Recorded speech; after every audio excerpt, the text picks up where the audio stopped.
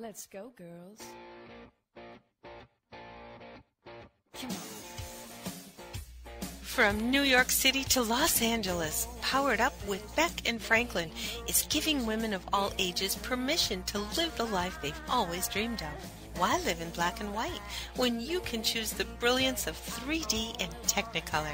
Each week, Sandra, Beck, and Linda Franklin and their high-powered guests will be here to cheer you on, to share their challenges, their successes, and what they've learned along the way. It's all about women supporting women. The stories and practical tips on sex, beauty, money, and so much more are designed to help you reconnect to the powerful woman you are. Fabulous knows no limits. Now it's time for you to expand your boundaries. Here are Sandra Beck and Linda Franklin.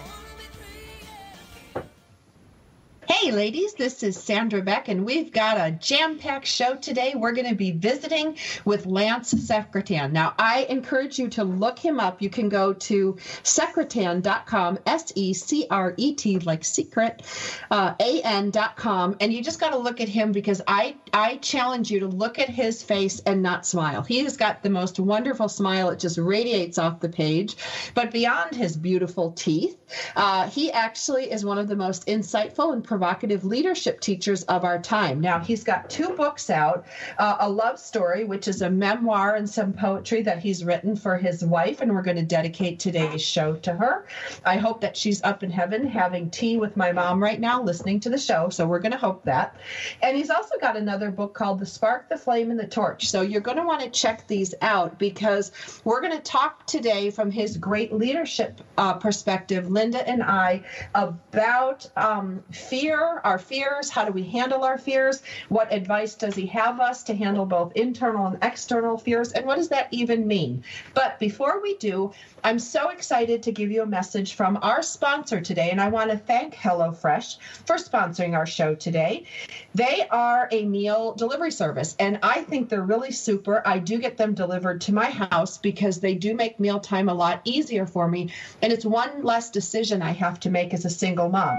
They have a classic box, a veggie box, a family box, and customers can order 3, 4, or 5 different meals per week for between 2 and 4 people. And I know that's a lot of math, but what it translates to you is that it's really flexible. So if you're a couple, or in my case, we're a triple, I'm a mom with 2 kids, and sometimes of the year I'm a quadruple, taking care of my 80-year-old dad in my house.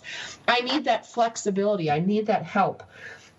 The meal kits come to your house, and it's really cool. You get this big box in the mail that just shows up at your door. It's like magic.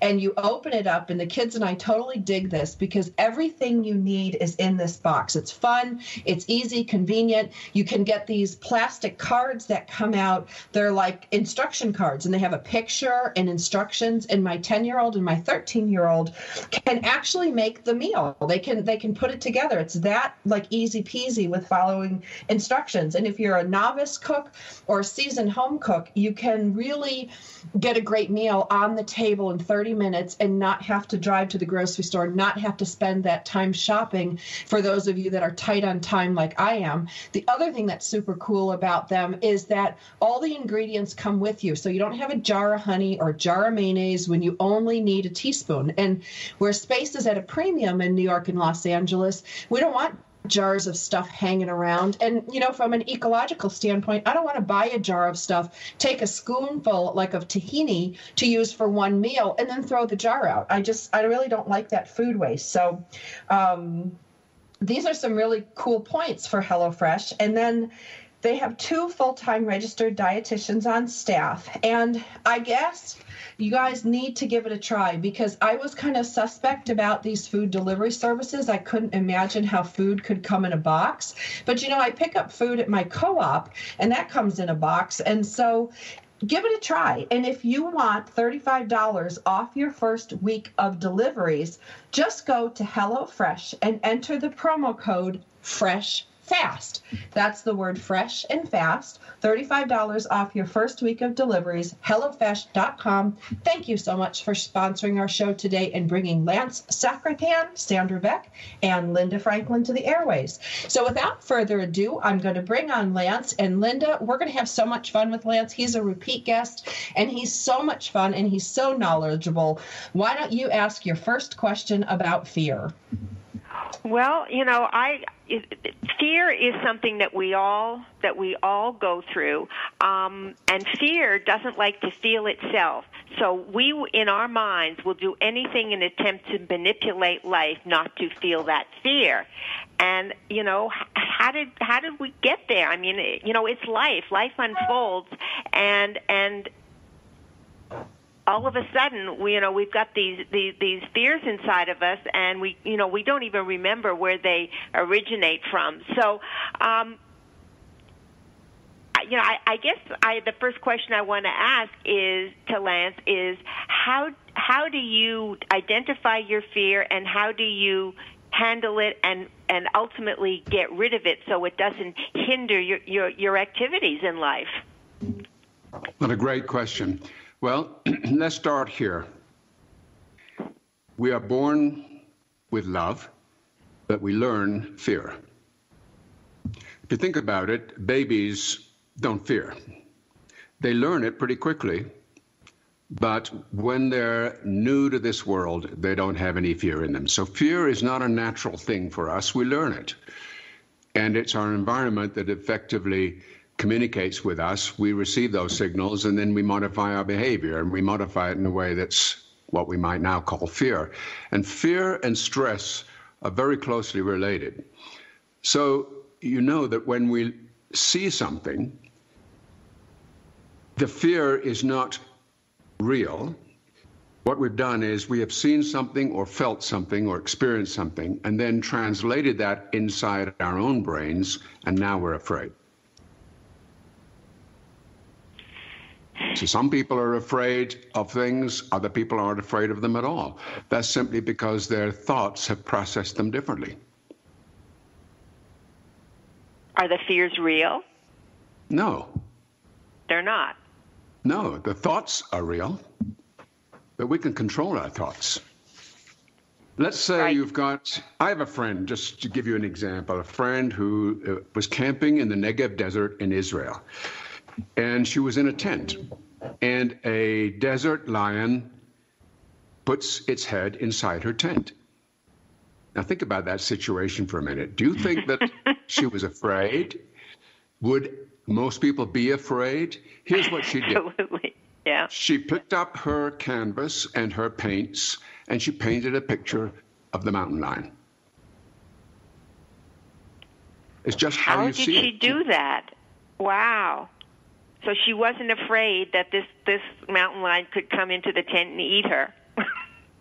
This is a woman who we should all emulate, who over many years has learned not to let external thoughts translate into fear. They just are. You know how it is when you're in the traffic jam and suddenly everybody in front puts their brakes on and you say, oh my, I'm not sure I've got enough distance here to actually make this, but you do, right. And you could have done it without the fear. I have a question. I was just going to say, I love that woman because if you could look eye to eye with a mountain lion coming into your tent and say, "Wow, I'm going to take this opportunity to paint him." This is a woman I want to meet because she's figured it out. That's right.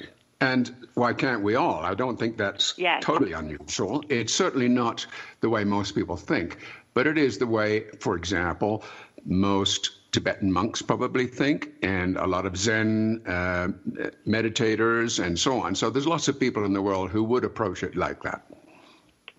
Okay, and there's also a lot of people who would get eaten by a mountain lion. I'm just going to play the devil's advocate because, Lance, I actually shot a mountain lion with a hose in my backyard so he wouldn't eat my dogs, and I didn't I couldn't take a picture or paint or anything. But I have a question about that fear thing, because I thought about, like, if I were down with my dogs and face to face with the mountain lion, what would I do? Isn't fear supposed to keep us safe or move us toward action as well? So when this lady picked up her paints and her canvas and started painting him, that's great because she lived to tell about it. Is it just an overriding belief that what's going to happen is what's going to happen, and so you shouldn't be afraid? Like, if she had been eaten by the mountain lion and it ended badly, everybody'd be going, wow, she wasn't very zen. She just stood there and got eaten. Well, I don't know what the statistics are on this, but mountain lions typically are not dangerous. They will run away from a human being. They're curious, but they typically feed on small things, not something as big as a mountain lion. So, I think it is about how you interpret things. I mean, let's be more sort of practical in the day-to-day. In our relationships, for instance, are we afraid that somebody will leave us, or let us down, or not be trustworthy, or whatever? I mean, those are fears, right? Are they real? The fears are real because the thought's real. But is the situation real? Probably not. We're making stuff up. And why do we do that? Well, perhaps the other way of asking that question is, why don't we stop doing that? I think we do that because we're so conditioned socially to do that. I mean, think about going back to the baby for a minute. Everything the baby goes through day by day is a signal about, do I trust this or not? Is this safe or isn't it? And they're learning by the minute, right? Okay. And that process accumulates through our lives. But you can't expect a baby to be a Zen meditator, but you can expect an adult to say, wait a minute, that's silly behavior. I don't need to do that. I can let go of that. See, I love that. And I'm going to take us to commercial break, and we're going to come back talking more with Lance Secretan. Check him out at secretan.com. He's got a lot of neat stuff on there. He's got some good books that I think you would enjoy. When we come back from the break, we're going to explore, Linda and I, with Lance, more about this concept of fear and where do fears come from, and unreasonable fears, and how does fear affect our lives, and how do we acquire them, and more importantly, as Lance said, how do we get rid of them? How do we dismiss them? How do we live in peace? How do we become Zen, like this lady who was painting a mountain lion? Because, right, in all rationality, I looked it up. Human encounters with mountain lions are rare, and the risk of attack is infinitely small. So why would we run around like chickens with our heads cut off? We'll be back after the break with Lance Secretan, Linda Franklin for Powered Up Talk Radio. This is Sandra Beck. We'll be back after the break.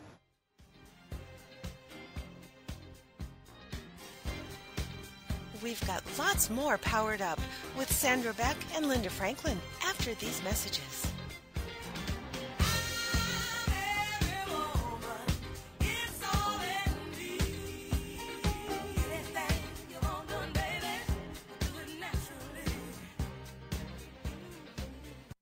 It's the Fitness Minute with fitness expert Annette Hammond. To lose weight, we know that each day we need to burn more calories than we take in through eating, and exercise burns more calories. According to Discovery Health, a 150-pound person will burn about 60 calories while taking a 1-hour nap. 1 hour of sitting and watching television burns about the same. But if that 150-pound person takes a 1-hour brisk walk, then say goodbye to more than 250 calories. Cardio exercise like running, biking, swimming, and brisk walking are the best modes of exercise to burn the highest amount of calories and will get the endorphins flowing in your body. Those feel-good neurotransmitters boost your mood naturally. So use exercise to burn calories, lose weight, and to feel good. I'm Annette Hammond. To hear other fitness and weight loss tips, visit our website at AnnetteHammond.com. It's words you never heard. Got a lead foot? According to state troopers, here's what not to do when you get pulled over. Don't be a lachrymous and start crying right away. It doesn't help. But if you're under 20, crying won't be held against you. Don't ask for a break, and don't yell or start any argy-bargy. And one trooper said, if they're going to flirt with me to get out of a ticket, it would probably insult my intelligence. But unfortunately, I don't get hit on all that often. So flirting or being a gill flirt won't work. Did you know that 15% of all drivers get 76% of all traffic tickets? And the odds of winning if you challenge a traffic ticket in court are 1 in 3. So what should you do when you get pulled over for speeding? Be courteous to the officer, and most of all, be honest. It's words you never heard. I'm Carolyn Davidson, and you can have fun challenging your words you never heard vocabulary with my free app, Too Funny for Words.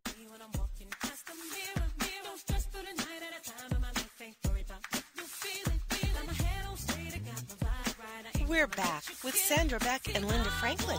Here's more Powered Up with Beck and Franklin.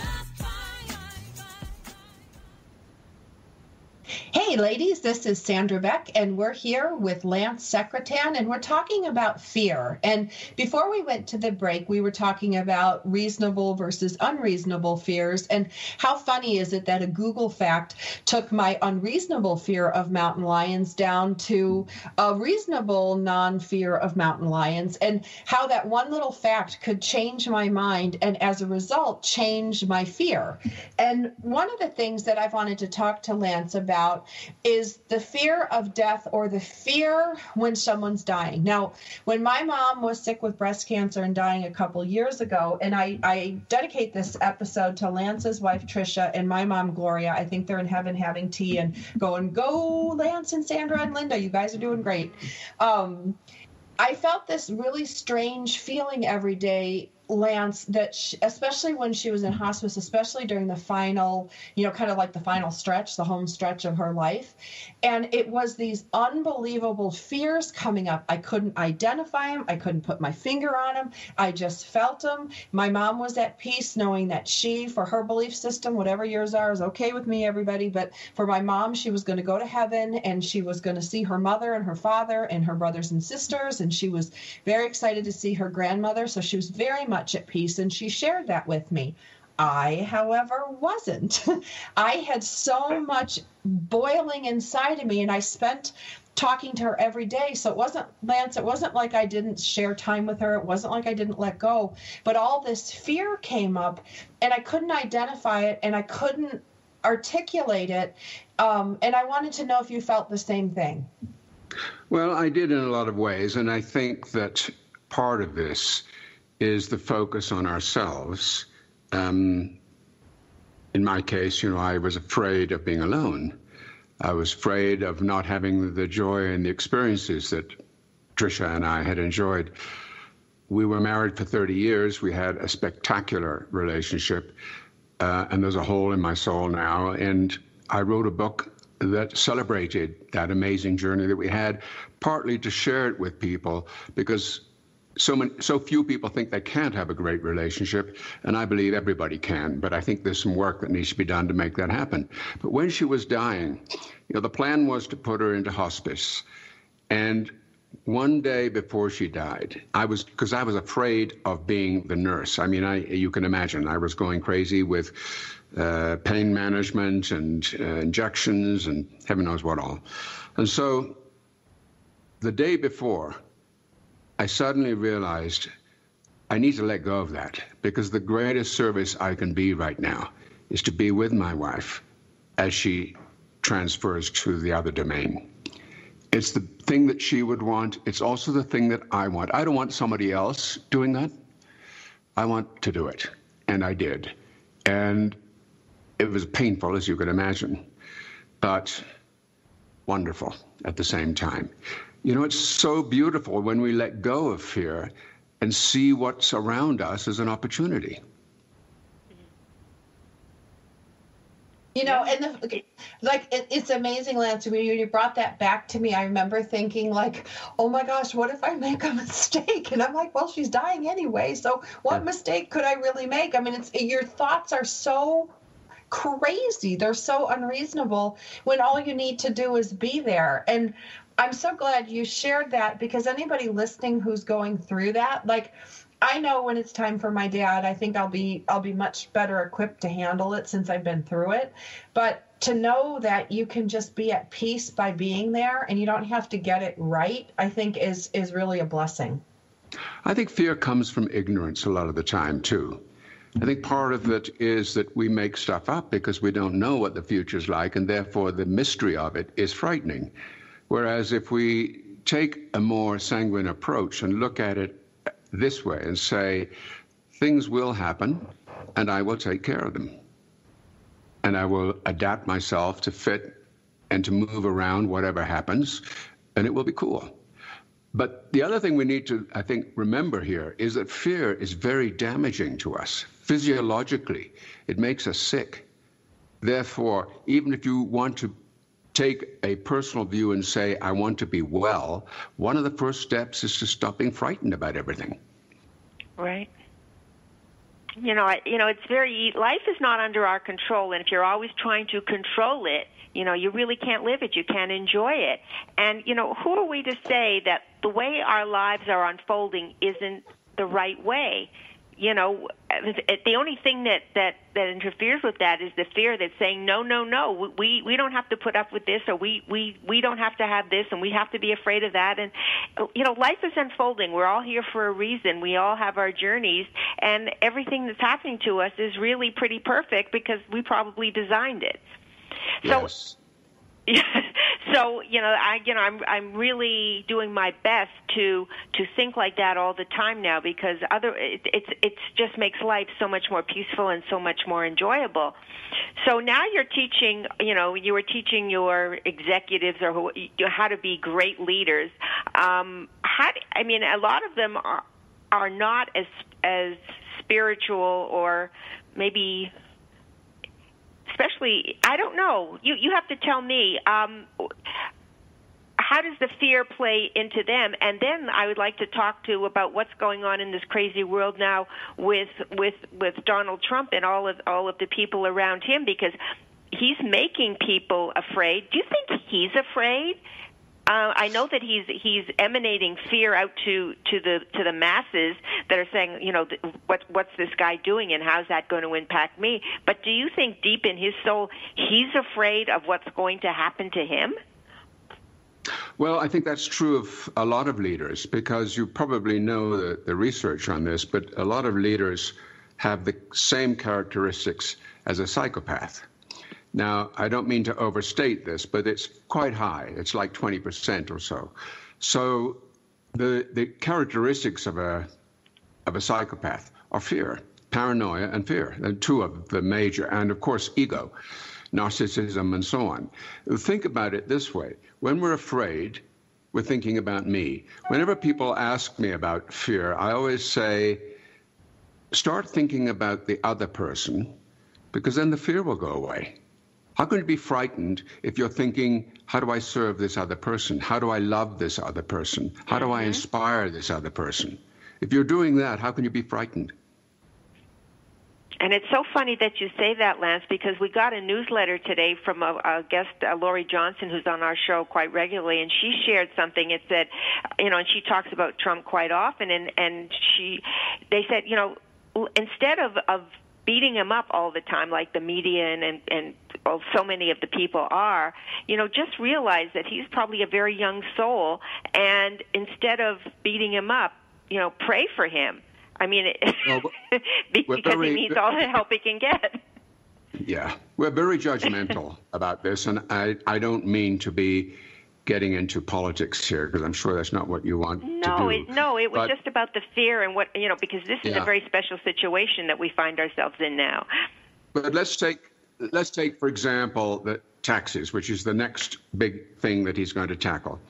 So taxes, if a logical solution to a tax situation would be to abolish all of them, all taxes.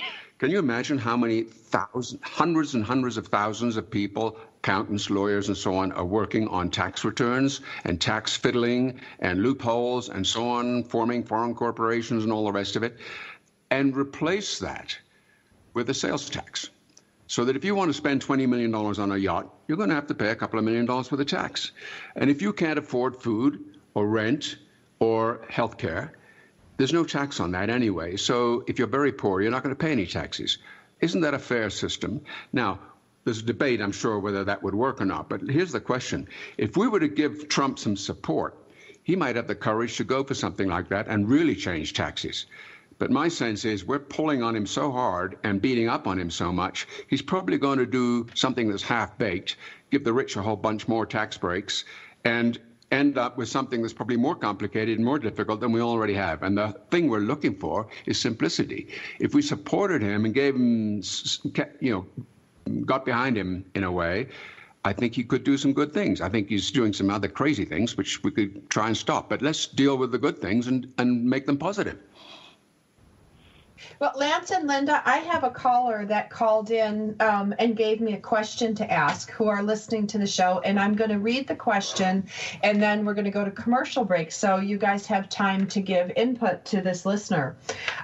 She lives in New Mexico. She has an ex-husband that is very, very difficult, and there's domestic violence, and it was handled by the courts. Her fear are that her husband might turn her kids against her. She's got fears of her ex-husband hurting her, and she's got fears of her ex-husband causing trouble so she loses her job, and she's the primary breadwinner for her children. So these to me are three very real fears, and they may or may not be based in reality, but she's looking to us for information on to handle and how to structure those fears so that she can live in a place of peace and a place of moving forward rather than being held back when there are either real or imagined threats. Now, we're visiting today with Lance Secretan, and the book that we were talking about that he wrote for his wife, if you'd like to hear it, was this a love story, and it's a memoir, and it's got poetry in it. I think you'll really enjoy it. And Lance, The Spark, the Flame, and the Torch, what is that one about? That's about leadership. It's really, I've written 15 books about leadership, and that's kind of the capstone book that over the last 35 years, I've written a lot of books. And the idea here is that leadership is a broken system everywhere. We can get into that later if you like. But what's better than leadership is inspiration. What we're looking for everywhere in our society right now are people who inspire us. That's the mark of a great leader.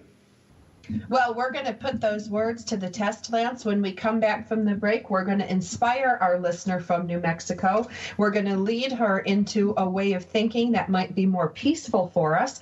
When we go to commercial break, we will be back with Lance Secretan. You can check him out at secretan.com. Check out his books. Books are available on Amazon, Lance? Yes, they are. They're both available on Amazon? Yes, we'll be they are. back.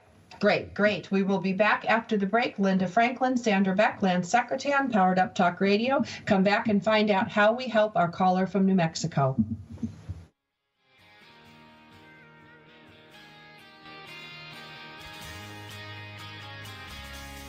We've got lots more Powered Up with Sandra Beck and Linda Franklin after these messages. This is for all you girls about 42.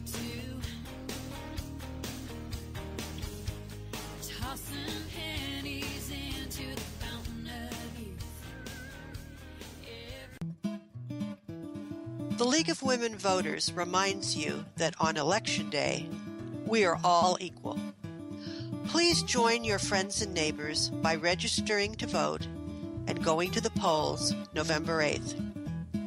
Visit www.vote411.org to find out who will be on your ballot and how the voting process works in your community. This election is about our future, and we all need to weigh in.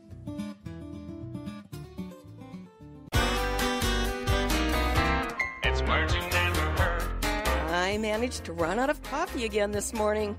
I didn't even have enough to make one cup. Boy, was that a miskabobble or big mistake, because I make serious coffee, so strong it wakes up the neighbors. Now, I don't have a problem with caffeine. I have a problem without caffeine. I get wadgety and burkety. Did you know apples are more efficient than coffee for keeping people awake in the morning?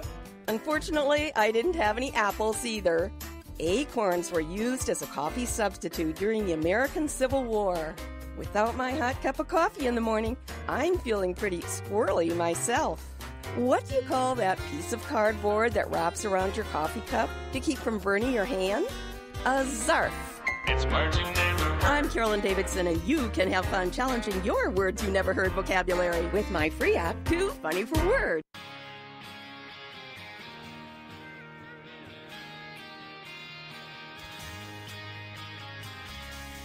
We're back with Sandra Beck and Linda Franklin.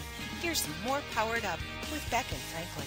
This is for all you girls. Hey, ladies, this is Sandra Beck, and I'm here with Linda Franklin, and we are speaking with leadership expert Lance Secretan. Now, one of the things that's cool about being a leadership expert, and I'm in no way the leadership expert that Lance is, but I have taught leadership, out and about for the past 20 years, is one of the things that leaders are great at is the use of fear, the management of their own fear, and transmuting fear energy into other things. And we had a caller from New Mexico that called in, and she has an ex-husband. She's fearful that he will turn her kids against her. She's fearful that he may hurt her, and she's fearful that he may do things that cause her to lose her job, and she can no longer afford her house or her taking care of her children. Now, Lance, these are probably fears that go back from the beginning of time. What best practice advice do you have for her? Because she is the leader of her household. She is the leader of her family. Well, let's start with some sort of a theoretical background. We've got to remember that there is a continuum here. And at one end, there is fear, and at the other end is love. And we can live anywhere we like on that continuum. We can live down at the bottom end with fear, or we can move it up to the top end with love. So that's a choice, and we choose where we want to land. Now, let's take the three issues she's raising, and I'm going to tackle them in different order. Let's talk about losing the job. The solution to that, to me, is to be so amazing that it wouldn't matter what he said. Her boss would simply say, "You're mine, I'm keeping you, you're wonderful, there's no way I could afford to lose you, you're just a spectacular employee, he can go jump in the lake." I love that. So it's not about him, not about being frightened of him. It's about doing the opposite. It's about loving your work, loving what you do, loving your boss, being really clear with them. I need this job. I'll work my butt off to keep this job. I want you to know I'll do the best job that any employee would ever do working for you. And what is it you'd like me to do next? It'll be spectacular. You keep that up, it won't matter what he does. It's irrelevant. I love that. It's so empowering. Now, the second thing, let's talk about the kids. I think, and I've lived through this myself, so I speak from a little experience here. I think that, again, love your kids so hard, so well, so much, that they would never believe anything that they heard that said you were a bad mom. So, in other words, don't defend yourself against what he says. It doesn't matter what he says. Let go of that. Instead, focus on the kids. The kids need you. They love you. You love them. Show it to them all the time and live it with them all the time so that they would never think anything bad of you because you model the opposite for them. Excellent. I love that. It takes the focus off you and your own ego and fear and loss and turns it into something really proactive. Which is always the way with fear. Fear is, as I've said earlier today, it's about focusing on you. If you stop doing that for a minute and focus on the other person, and every time that fear comes in, and it will, and I don't mean to suggest for a minute what I'm saying is easy. It's not easy. It's going to be really hard. We live a certain way and have lived that way all our lives, and suddenly we're going to change. That's not easy. But it's a place where we need to begin. And finally, the hurt part, that's more difficult, I think. Of course, anybody in the street these days could hurt you, couldn't they? I mean, we see people doing crazy things every day. So we could live our lives walking down the street saying, oh, there's a guy going to pull out a gun, or a terrorist is going to show up, or a building's going to blow up, or whatever. So we can't live like that. We go crazy. So let go of the idea that he is going to hurt you physically.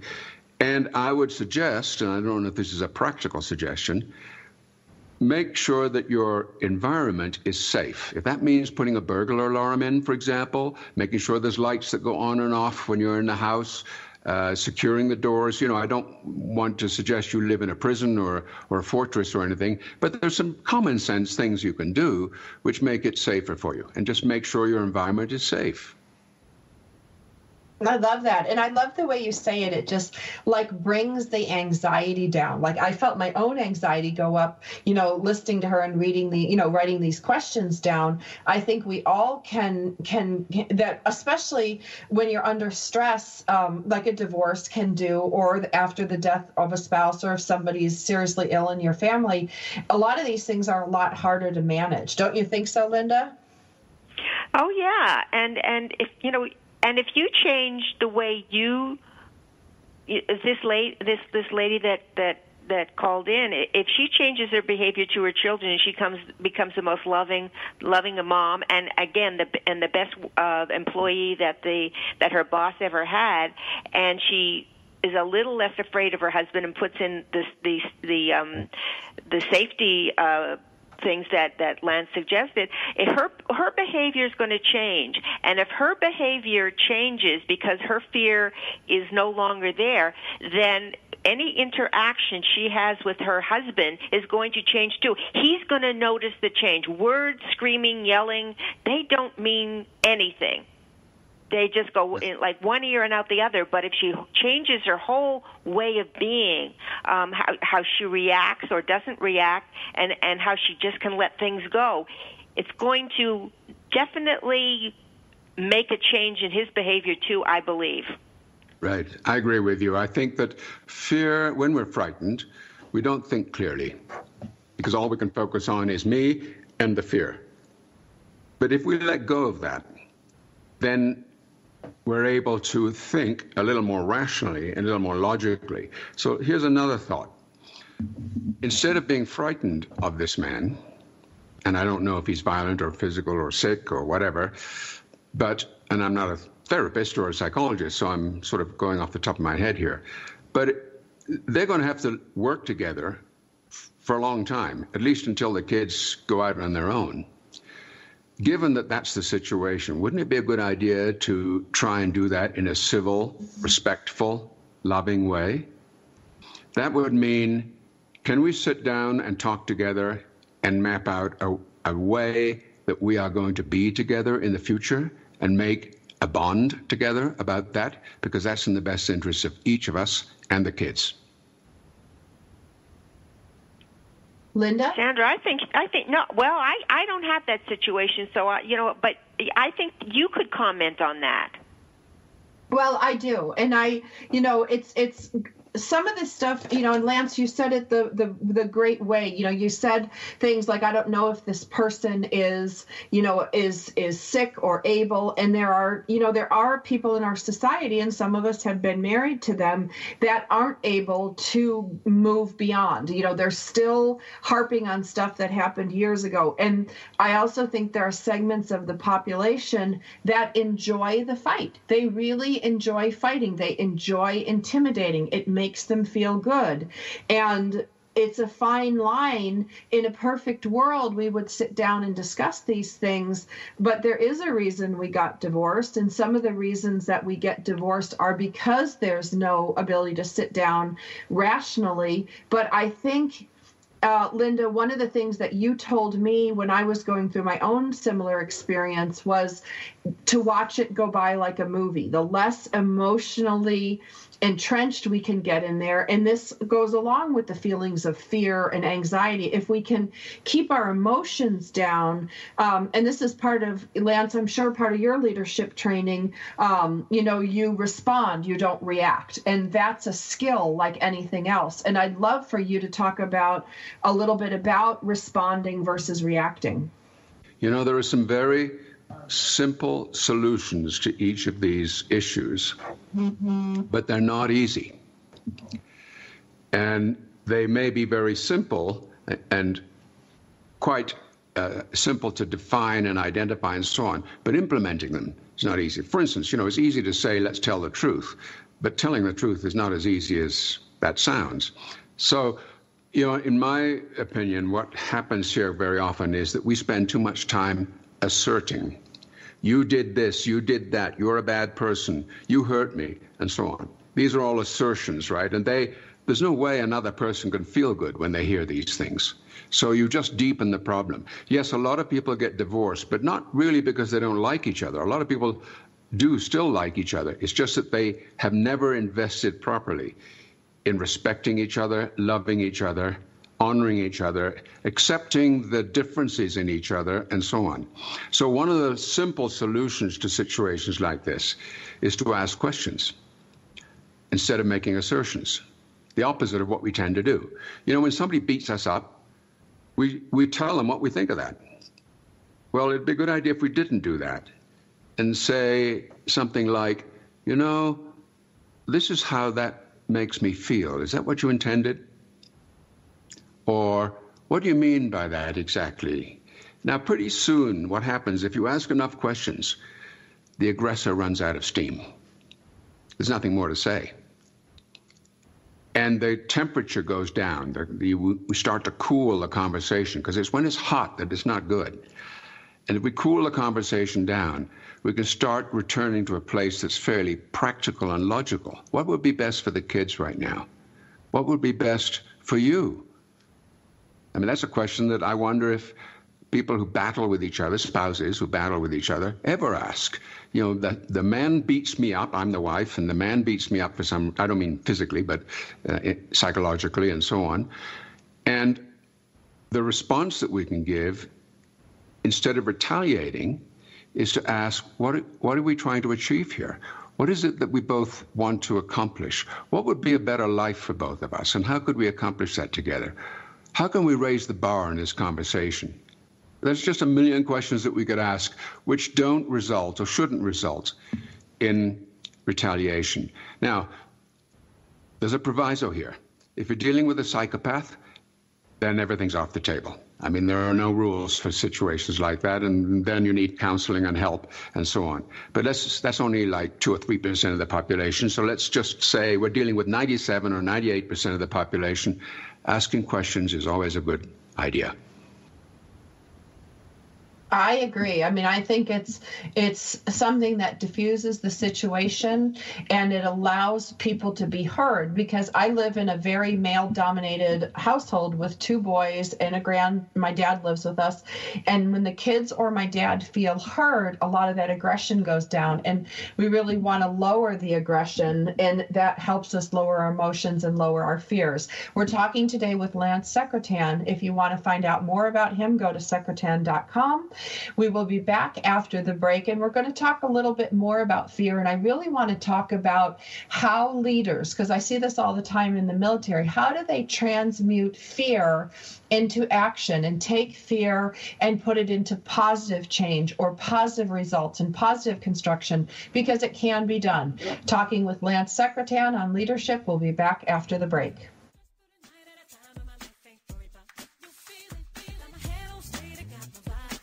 We've got lots more Powered Up with Sandra Beck and Linda Franklin after these messages.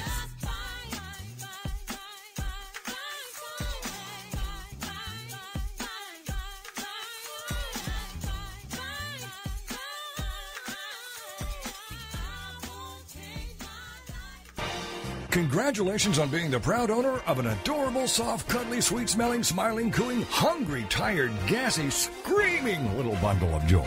So now what? Where's the owner's manual for this thing? Where are my instructions? Right here. It's Baby and Toddler Instructions with Blythe Lipman on TogiNet.com.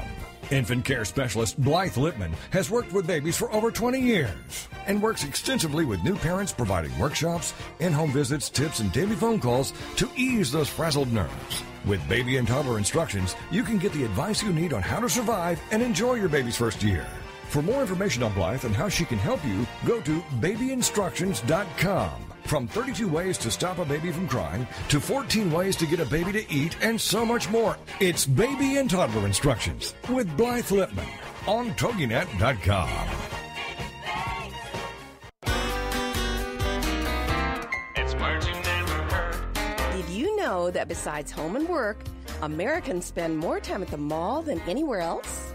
There are 50,000 shopping malls in the United States alone. The Mall of America, located between Minneapolis and St. Paul, is the largest in the world, with more than 500 stores. What's a word for a person who is a compulsive shopper? An oniomaniac. Studies have shown that women will buy more if they hear their heels clicking on the floor. So designers often use hard flooring in hallways. Of course, the stores want customers to spend all their coopity-coop. That's another word for money. Well, I gotta run. There's only one more shopping day until tomorrow. My husband said if I don't quit shopping so much, he would leave me. Lord, I'm gonna miss that man. It's words you never heard. I'm Carolyn Davidson, and you can have fun challenging your words you never heard vocabulary with my free app, Too Funny for Words.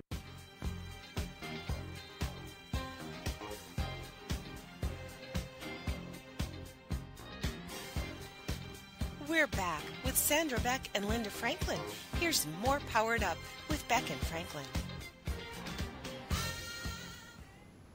Hey, ladies, this is Sandra Beck. I'm here with Linda Franklin and Lance Secretan, and we're talking about fear today. And one of the things that always puzzled me, Lance, was when I'd watch these great military leaders, and, you know, my dad was Navy, and I would watch him do it. I've watched them over the years take fear and transmute it into something else, transmute it into action, into a greater understanding, into so many things. How do you do that? Is that just a skill or a muscle that you practice? Well, here's the answer, I think, to that. We confuse the words motivation and inspiration. We say, I want to be motivated and inspired, like they're the same thing. But let me explain motivation. Motivation is fear-based, and it is generally directed at changing someone's behavior or whatever. So you think about advertising, buy this product or you'll be ugly. Think about religion, join my religion or you go to hell. Think about academia, pass this exam or I'll fail you. Think about work, do what I say or I'll fire you. Parenting, do what I say or I'll punish you. I mean, it goes on and on. Politics, vote for me or the bad guys will get you. So we have used the system of motivation, the fear-based system, across our whole system of society. In every little aspect you can think of, it's about motivating people to buy something, join something, sell something, or whatever. Now let's talk about inspiration. Inspiration is not looking to change the behavior of anyone. We're looking to make sure that within that person, they feel larger and better and stronger as a result of their interaction with us. So I define the difference. Motivation is lighting a fire under someone, and inspiration is lighting a fire within someone. And a great leader inspires. But what we teach is motivation. So if you go to the MBA program, it's all about how do we manipulate customers? How do we get them to spend money, more money than they are spending now, and so on. It's all about fear. So if you don't buy this product, you'll be seen as dopey or late or behind the game, or other people will look better than you, and so on. It's all about fear and motivation. So the shift we're really looking to make here is towards inspiration. Now, I don't mean that motivation is bad. You know, if we're in a room together and the room catches fire, I'll motivate you to get out of there. But it has a time and a place. And we know a lot about motivation. Just about all our leadership theory, human resource policies, most of our marketing and so on is all fear-based. But we don't know anything about inspiration. And what the great learning now is for leaders is to become inspiring. If you're inspiring with people, people will do anything. And inspiration, by the way, is the core to everything. We go to movies that inspire us. We fall in love with people that inspire us. We smell flowers that inspire us. We go for walks in nature that inspires us. We read poetry that inspires us. We eat foods that inspire us. In other words, whatever inspires us, which means whatever we love, because love is the power behind inspiration, is what we're drawn to. And whenever that inspiration falters, we walk away. So we go to work for companies that inspire us, and when they don't inspire us anymore, we leave. So inspiration is the heart of everything in our lives, and motivation is really an antique way of trying to achieve the same thing. Lance, is there a leader now, whether it be a political leader or a corporate leader, that inspires you? Yeah, I would say Howard Schultz, who's the CEO of Starbucks, is an inspiring leader. Yes. You know, and it's about doing the right thing for other people.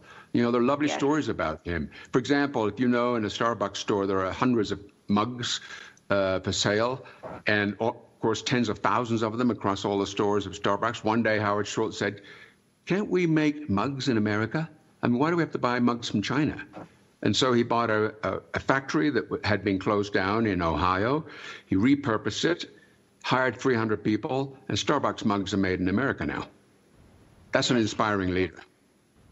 Yes, I agree. I've always thought he was inspiring, and I can't think of too many others that I that I feel that way about, unfortunately. Well, yeah, you know, it depends. I think I know a lot of inspiring leaders, and of course, in my work, people who want to be inspiring are the people that call me. So they're already on the journey. They just want to get better, and that's the way I help them. But, you know, I don't think there's a lot that I could do for the psychopathic, pathological leader who rules with fear. They simply are on a different playbook. Do you think Oprah is inspiring? Yes, of course. And everybody is hoping she's going to run for president, right? Yes. That's the new buzz around. I hope that she's smart enough not to want to do that. Oh, well, it depends, doesn't it?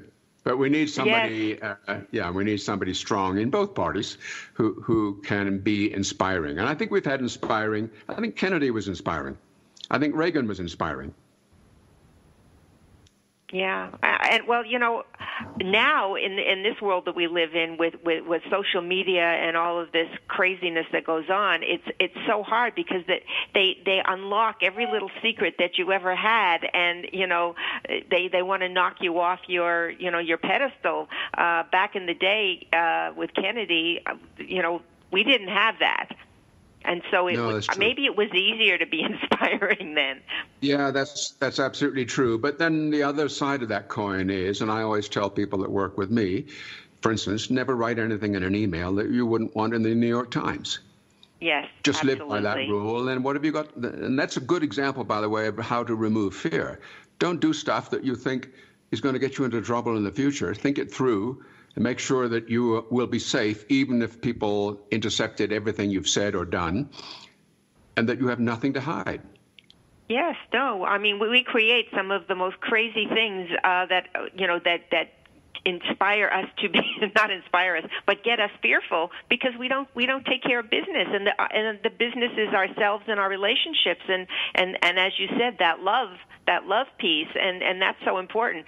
I know in my own relationship lately, I've taken the focus off of me and I put it on my husband, and so I have become a lot less volatile, and it's really made the relationship so much sweeter. Thinking about how he feels, not how I feel. Right. You've described the recipe, haven't you? Yeah. Yeah, and as you said, it's simple, not always easy, but it is. Life is simple. We make it so complicated. Exactly. Well, and Lance, how long were you and Tricia married? 30 years. 30 years. What would you say to somebody like me who's looking for, they're divorced, they're thinking about looking for someone? I haven't thought about looking for someone for a long time. And it's funny because Linda will tell you on shows, they've been like professional matchmakers. They're like, oh, well, you have to clean out your closet or, give up your sink and make room for the man in your life and make a manifestation chart of what you want. And I just kind of sit there like, Yeah, I know. Well, my book, A Love Story, describes the whole journey because my wife, Trish, sat in a hotel one day with 4 of her friends. She was recently divorced, and they were trying to get her to date. And she said, no way. And she wrote a big, long list. They persuaded her to write a list of the perfect man. So she wrote this big, long list. And it was impossible. I mean, there's no human being alive that could have met that list. But one of the criteria was that this man had to be a member of a ski club, which was a family-only ski club. So there were no single members, basically. Well, I had joined about 3 weeks earlier. And 3 weeks after she wrote that list, she fell over on the ski club, and I picked her up, literally. And we never looked back. So people ask me, where do I find the right person in my life? I think the answer is think about not the kind of list that we keep putting together, but instead think about what are your interests in life? Like, I'm a skier. I ski 100 days a year. I live in the mountains, and I'm a passionate skier. So likely anybody that I'd be looking for would be a skier. Therefore, I need to go to places where skiers are, because that's the interest where we're going to intersect. I couldn't imagine living with someone who couldn't ski or didn't like the mountains.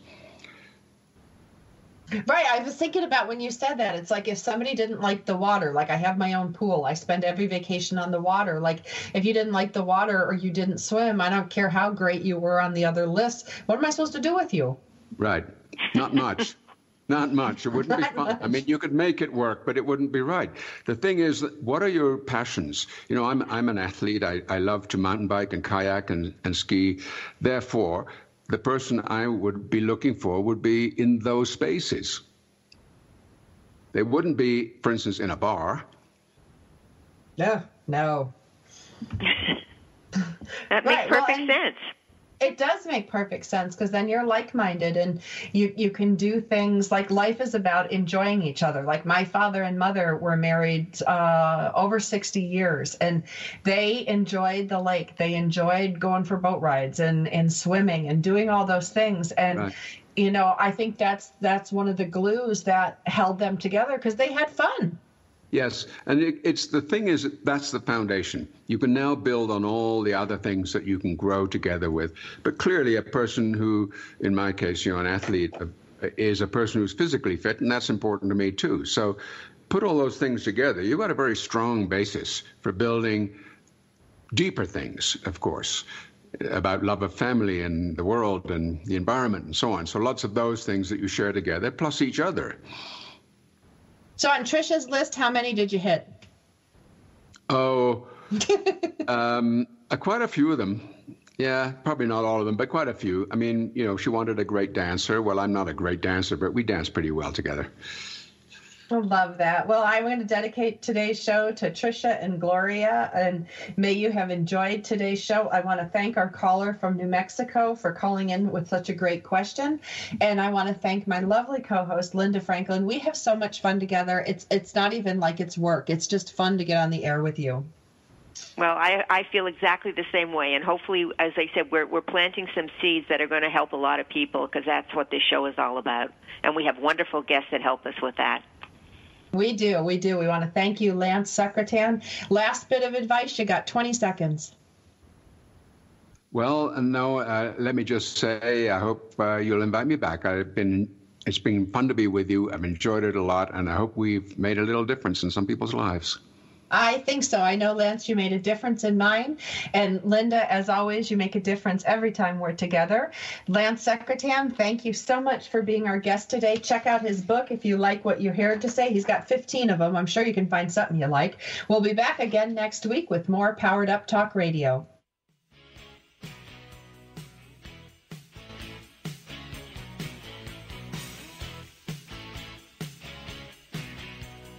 We're so glad you joined us for Powered Up with Beck and Franklin. Sandra Beck, Los Angeles-based single mother and technology company owner, knows what it's like to be fit, funny, and fantastic in your 40s. Linda Franklin, a New Yorker with a successful marriage and